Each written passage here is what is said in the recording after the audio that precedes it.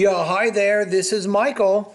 And you sent me an email, I think earlier today. You're interested in joining my writing boot camp course.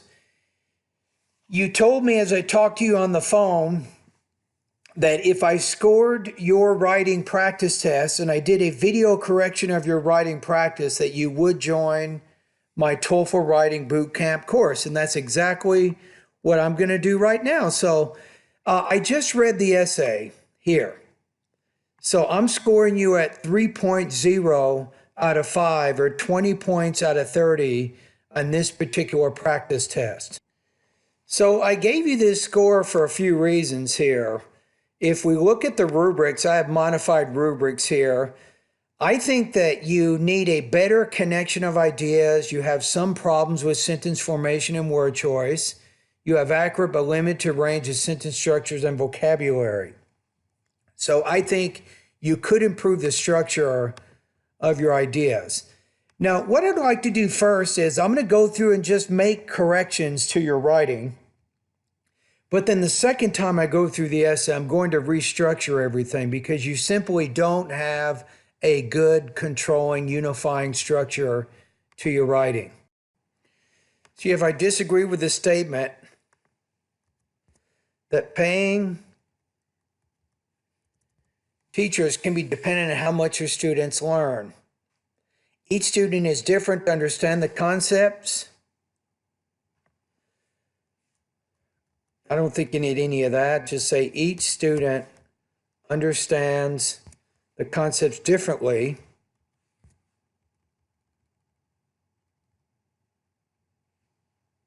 And teachers can help make it successful. I would change this to maybe course content. You need an adjective here, not a noun. I believe that we should not link up with the teacher's salaries as how much student learns at school, because there are some other factors also considering, such as teaching is a stressful job. Organizations try to hire only qualified teachers and group efforts for the success of the students.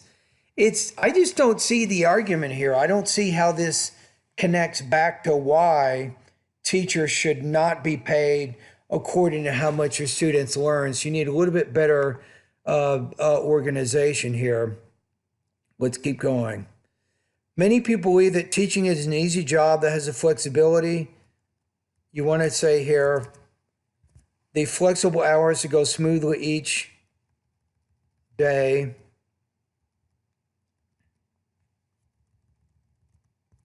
But I would say that teaching is a stressful job that requires to do work hard than other jobs.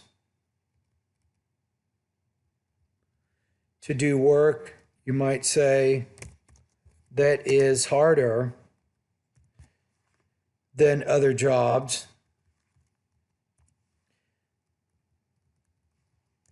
If you say teacher, you have to use a count noun before it. A teacher has to manage. And usually the, all, the, you don't want to use several determiners in a row like this. You could say a teacher has to manage all the kids in a classroom and check their progress every day. So I agree that it's totally worth it to be paid full amount. In addition, every teacher tries to teach the concepts in an easy way that helps the students grasp the things. Secondly, many organizations have taken only qualified teachers who have the capability to do multitasking roles. But you're not restating the question. That's the problem, but we'll get to that in a minute. So we should not blame the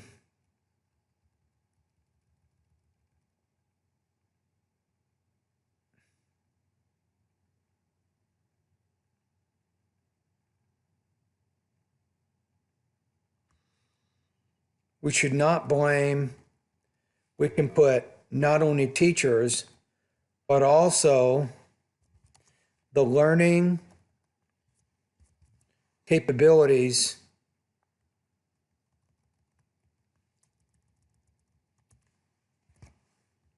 of students.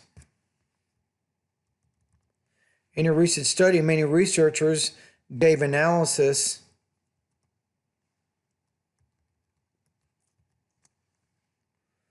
about half of the percentage success depends upon students, and the remaining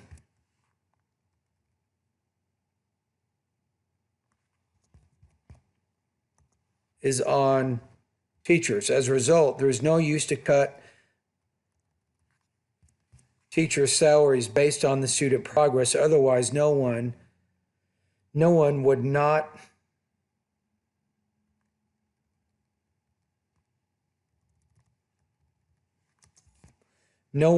have taken the teacher's job as a career.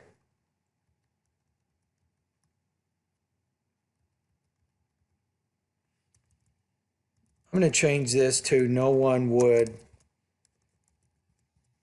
take the teacher job as a career. So I'm using here, instead of would have taken, which is a past impossible condition, I'm using would take, which is focusing more on a present impossible condition. Finally, teachers always try to give support for the students and parents.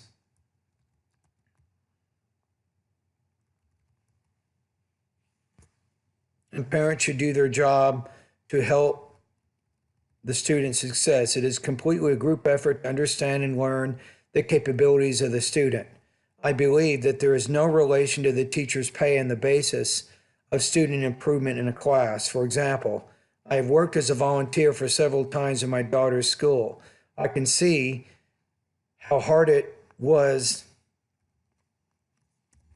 to manage all the students in a classroom and help to learn the new things for each student. Although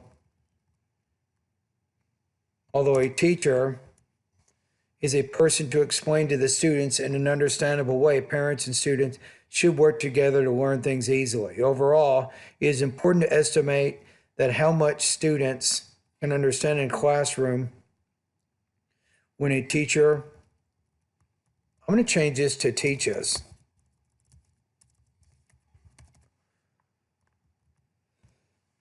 However, every teacher always tries to give the best to their students in order to show a good result. It is always depending on group work such as teachers, students, and parents. There is no link to give salaries based on students' performance.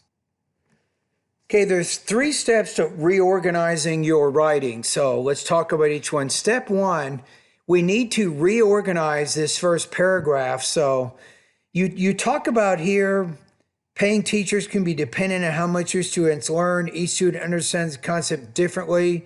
Teachers can make their course content successful. You have this thesis underneath here, but you have too many specific ideas. I think in this introduction, you need to start off more with a general kind of, what I'd recommend is you want to start off with more general statements, and then you can kind of narrow it down from there. So I'm going to show you what your first paragraph could look like. And this is what you wrote, and here is your new paragraph. Notice how I start off with some general statements. Children need to get the best education that they can so they can be successful in life. Many educators enter this profession so that they can teach our children to be future leaders. Of course, society wants teachers to deliver high quality instruction. In order to do this, some argue that teachers should be paid according to how much pupils learn. According to this view, connecting learning to teachers' pay will create the best quality instructors, and students will benefit accordingly. Despite these assertions, I strongly disagree with the assertion that student learning and teacher pay be quantified. Students understand concepts differently. Notice how I took this as one of your points. I think this works as a great point. Linking pay to student learning will add unnecessary stress to teachers' jobs. And this is another point that you mentioned in your introduction. And then this one. And implementing this new policy will create a drastic shortage of teachers. The second step is once we have the thesis here, right, we now need to create topic sentences for each body paragraph. So I'm using a first of all, second of all, and then finally type structure, but you don't have to do that. Here's what I said. First of all, teachers' pay and student learning should not be connected because students understand concepts differently based on their aptitude and motivation. So now we need to prove these ideas in this paragraph. Here's the next paragraph for the next, here's a topic sentence for the next paragraph. Second of all, administrators should not base teachers' pay on how much students learn. Make this plural possessive, because this absurd policy will add to the anxiety that teachers already have. And this goes back to the stress thing that you're talking about. You say, finally, how much students learn and what teachers are paid should not be interconnected in as much as the new directive will cause a shortage of teachers entering the profession. So this is something that you didn't say, but some of what you were saying was kind of off topic. So I needed to get you back on topic. So notice the main thing here is notice how each thesis, it directly restates what's going on in the thesis kind of restates the writing prompt that we see up here. So that's something that you didn't do. And notice how each topic sentence is making an assertion. So the next step is to take maybe one or two examples in each body paragraph and use those to illustrate these points. So now that we have topic sentences for each body paragraph, we move on to the third step. The third step is to create examples in each body paragraph. So when you look at your writing, you didn't really get very specific. You talked about qualified teachers, not teachers, researchers, no use to cut salaries. You're talking a lot of generalities. However, it is this one example was more effective here. So let me show you what I did with the second paragraph. Remember the topic sentence? So we start off by saying, first of all, teachers' pay and student learning should not be connected because students understand concepts differently based on their aptitude and motivation. To illustrate, I have a friend named Sujan who has a very high IQ. Even though she rarely attends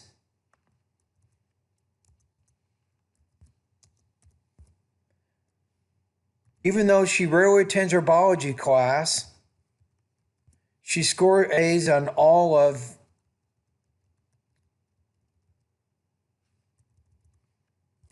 her tests. Without getting much instruction,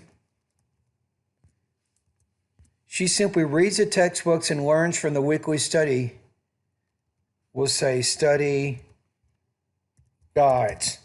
In addition, other students who are forced to take this biology class are not motivated to study diligently because the course content is unrelated to their major. Now notice how the first idea, or motivated, it goes on to the second point. The first point has a very high IQ. This idea goes to aptitude. So the two examples that I give, it illustrates these 2 points I've already established in the topic sentences. Say these students, nevertheless, diligently attend the class, but are scoring much lower on their tests than Sujan. Both examples show that student learning will or not occur regardless of how effective the teacher is. So now we've illustrated, we have a developed paragraph based on the topic sentence. So the next step is to develop this next one. Administrators should not base teachers' pay on how much students learn because this absurd policy will add to the anxiety that teachers already have. So you do have this idea here. We just need to develop it a little bit more. So the strategy is to take this idea and then put it into this next paragraph. And we'll see what that looks like. Okay, so I'm taking this idea of what's called stress, right? And I'm going to show you what's called depth and complexity of thought. Is you talk about being stressful here. It's an easy, flexible hours, managing the kids. It's worth it to be the full amount. Every teacher tries to teach concepts easy way. There's just a lot of ideas in there, but there's not unity. So I'm going to take this idea of stress and let's just have the whole paragraph focus on that. And notice how anxiety is another meaning for the word stress. So here's what it looks like. Notice how this paragraph is over 100 words. This is 141 words. Second of all, administrators should not base teachers' pay on how much students learn because this absurd policy will add to the anxiety that teachers already have. For instance, my friend Danny teaches first grade at Mesquite Trails Elementary School. He has 35 students, 10 of whom speak Spanish, Vietnamese, Korean, and Chinese. Moreover, his principal requires that my friend implement a specific curriculum of math, English, science, and history.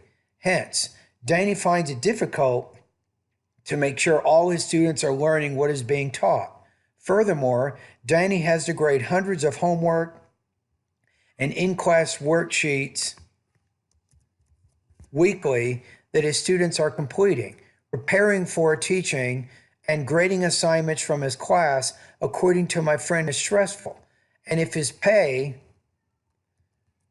let's make this present impossible, if his pay were directly tied to his students' standardized test scores, Danny would have way too much stress to deal with. So now notice when I get to the example, it's just one example, and this whole paragraph focuses around that one thing. Now the next step is the next paragraph. You have how much students learn and what teachers are paid should not be interconnected in as much as the new directive will cause a shortage of teachers entering the profession. So again, we now need to develop this idea. So really, a lot of your paragraphs, they're just scattered. There's not really distinctly marked topic sentences, nor do you have the depth that the TOEFL is looking for in order to get that high score.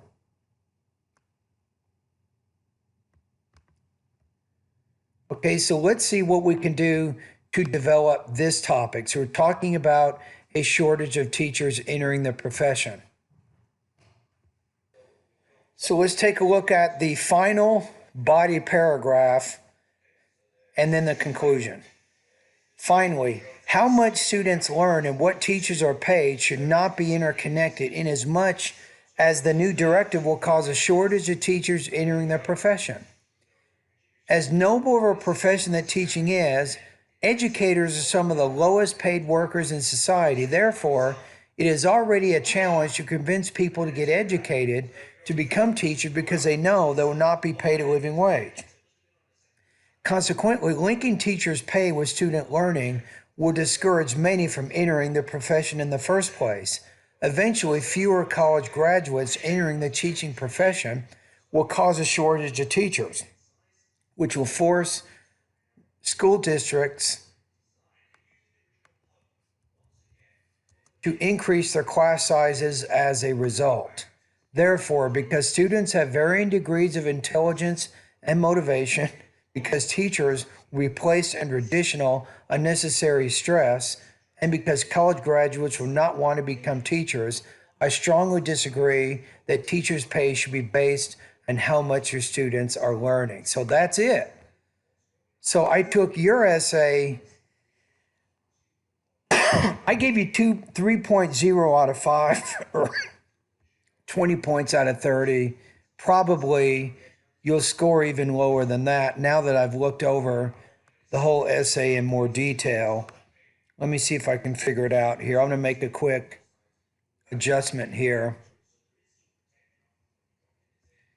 Yeah, I'm going to put you in the 2 range on this one. I'm going to put you at 2.5, 17 points out of 30.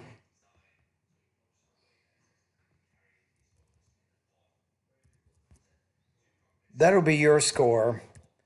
Now, the revision here This essay here is going to give you 5.0 out of 5, or 30 points out of 30. Okay, so now let's take a look at the whole thing one more time. I might make a few more corrections. Children need to get the best education that they can so they can be successful in life. Many educators enter this profession so they can teach our children to be future leaders. Of course, society wants teachers to deliver high quality instruction. In order to do this, some argue that teachers should be paid according to how much their pupils learn.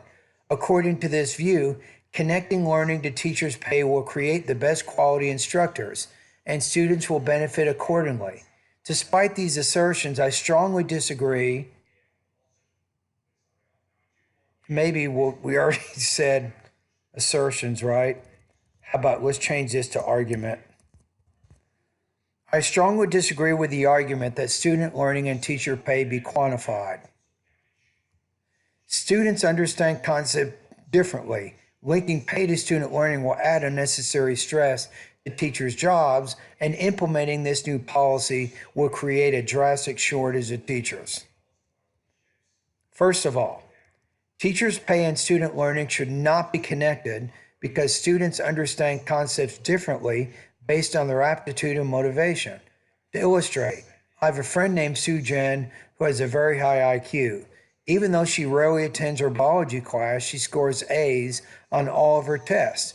Without getting much instruction, she simply reads the textbooks and learns from the weekly study guides. In addition, other students who are forced to take this biology class are not motivated to study diligently because the course content is unrelated to their majors. These students, nevertheless, diligently attend the class, but are scoring much lower on their tests than Sue Jen. Both examples show that student learning will or will not occur regardless of how effective the teacher is. Second of all, administrators should not base teachers' pay on how much students learn because this absurd policy will add to the anxiety that teachers already have. For instance, my friend Danny teaches first grade at Mesquite Trails Elementary School. He has 35 students, 10 of whom speak Spanish, Vietnamese, Korean, and Chinese. Moreover, his principal requires that my friend implement a specific curriculum of math, English, science, and history. Hence, Danny finds it difficult to make sure all his students are learning what is being taught. Furthermore, Danny has to grade hundreds of homework and in-class worksheets weekly that his students are completing. Preparing for teaching and grading assignments from his class, according to my friend, is stressful. And if his pay were directly tied to his students' standardized test scores, Danny would have way too much stress to deal with. Finally, how much students learn and what teachers are paid should not be interconnected, inasmuch as the new directive will cause a shortage of teachers entering the profession.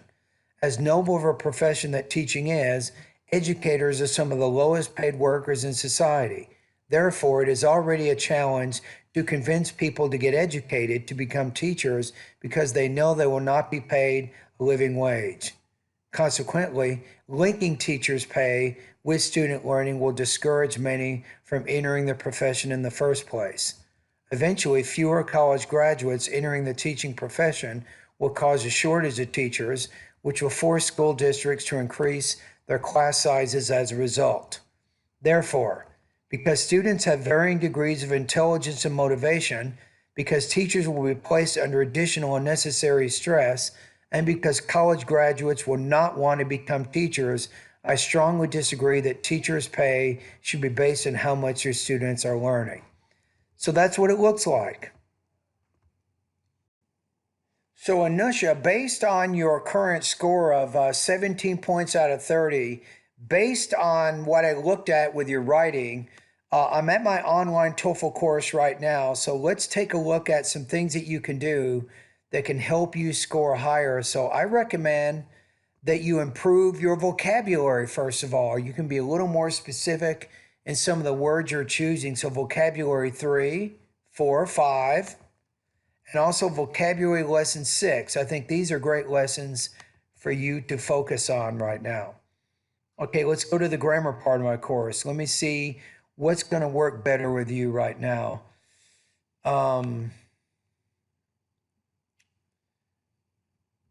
Yeah, I think you can work on advancing your sentence style. So I think lesson 4, sentences with appositives, I think that's a good one for you. Sentences with adjective clauses, noun clauses, adverb clauses, and multiple clauses. So 6, 7, 8, and 9, those are good lessons. You might want to take notes here. Put those down. You're having a noticeable problem with word forms. Lesson number 12, that's something that you can work on. Also, count and non-count nouns. I think you can improve in that area. I think verb tenses, lesson 17, is also important for you. Check out lesson 20, articles. Lesson 26, sentence variety. I think that's a great lesson for you. Lesson 27, being more concise. Okay, let's move on. So let's go to the writing part of my course. Let's see what you can do here to get better. I'm going to recommend some lessons over here also.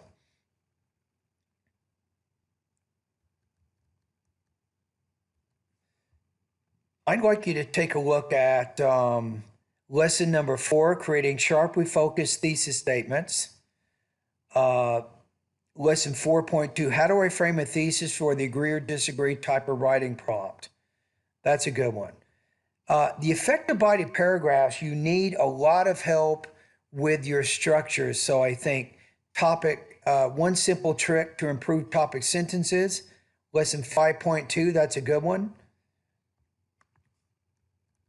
I think lesson 5.4 here, it's how to add more details to your TOEFL speaking and writing tasks.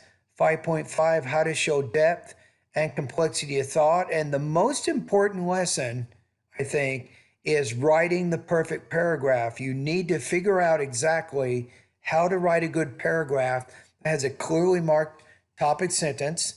It has appropriate supporting detail, and everything connects together very well. This 5.6, this lesson will tell you exactly how to do that. Okay, what else? I think I have one more here. Lesson number 8, how to make your writing more coherent.